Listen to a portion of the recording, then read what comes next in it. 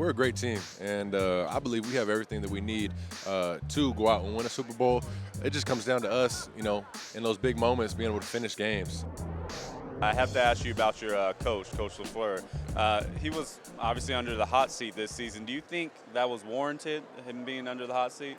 Yeah, I think that's the nature of the business we play in, and obviously being a coach, when you get to the end of your contract, and we ended the season in a tough way, obviously with a playoff loss, and ending on kind of a losing streak there at the end. But no, I think the world of Matt. I think he's a great coach. I think he leads us in the right way, and I think he's done some amazing things since I've been with the team, and just the offensive mind that he has is one-on-one in the NFL. So I'm very glad that we were able to get a deal done to keep him around.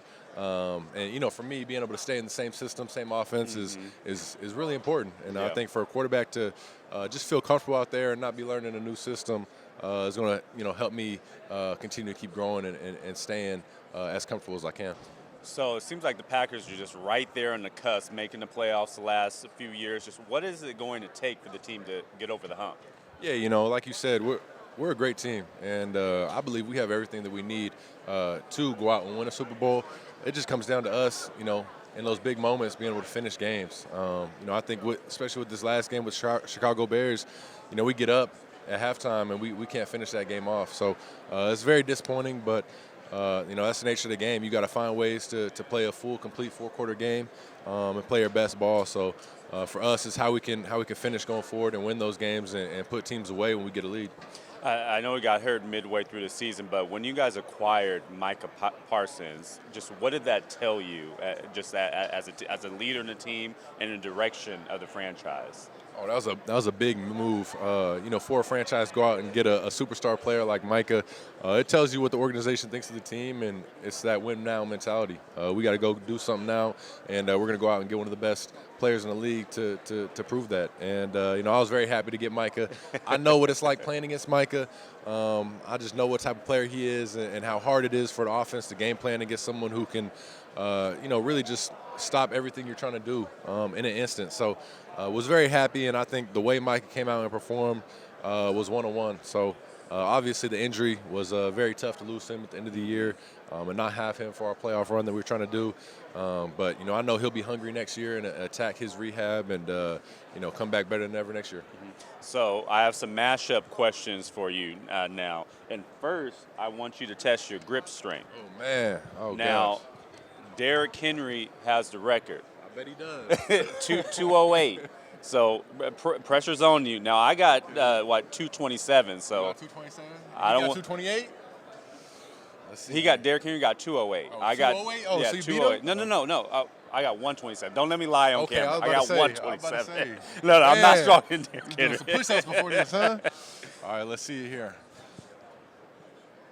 Oh, I ain't even nowhere close.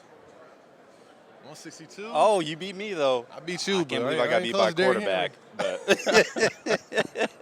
all right, so who's the most, and you're a good one to ask this question, who is the most unfairly criticized quarterback in the NFL today? Most unfairly criticized quarterback? That's a great question. I got to really think about this one. Oh, man, it's so tough. I think that's any given week.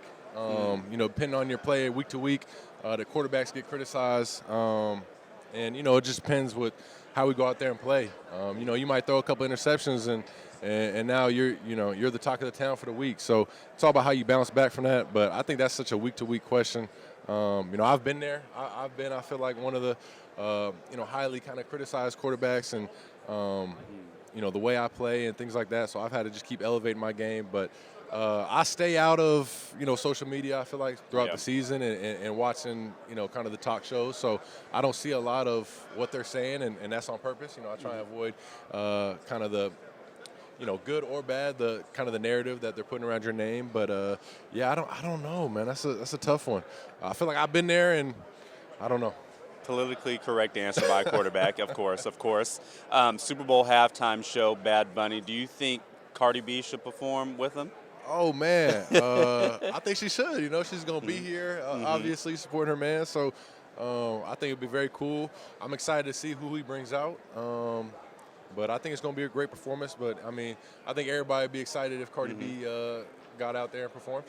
If you had to pick one penalty that the refs called too inconsistently, what would it be? Too inconsistently. You're going to say roughing the passer? No, not roughing the passer. not at all. I would say the new rule that they're calling now with the tackles lined up too deep. I would definitely say that is one call that I feel like is very inconsistent right now. When they do call it, it always seems to come at the worst possible times. But I feel like that's one that is kind of nitpicky. You can call it at any kind of given point throughout the game, and when they do call it, I feel like there's not much of a difference between when they don't call. So that's one that we'll have to look at and see, but something that they just started emphasizing the last couple of years. So Bill Belichick not being inducted to the Hall of Fame this week made the rounds. Just what do you think about that, and do you think the voters got it wrong? Yeah, I think they got it wrong. I definitely think that. I think Bill Belichick's one of the most elite coaches to be in the NFL. Obviously the dynasty they had, the runs they went on, the amount of Super Bowl rings that he has, and just the teams he's been able to put together year after year. I definitely think he should have been a Hall of Famer first ballot for sure. So the Pro Bowl was just here. Do you feel like the Pro Bowl still holds as much weight with the players? No, I think the Pro Bowl's taking a step back. I think anytime you go from playing a real tackle football game to flag football, I think that's just the way it is, and you can't control much of that. But I think it's just a different game. It's changed over the years, and it's not the same game that I feel like we all grew up watching. So I don't think it'll ever get back to a real live tackle football game. I think they're doing a great job of trying to keep it as entertaining as they can and try and change the format year to year. But it's definitely not the same. And lastly, what's your go-to meal? And you're Californian at heart, so I'm expecting you to say something good. No cheese. Come on. Cheese. George. Oh, no. I mean, cheeseburger. I'm an In-N-Out guy. Oh, yeah, In-N-Out, yes. But I love chicken, man. I just did an interview. Raising Cane's is one of my favorites. Quick bites to eat.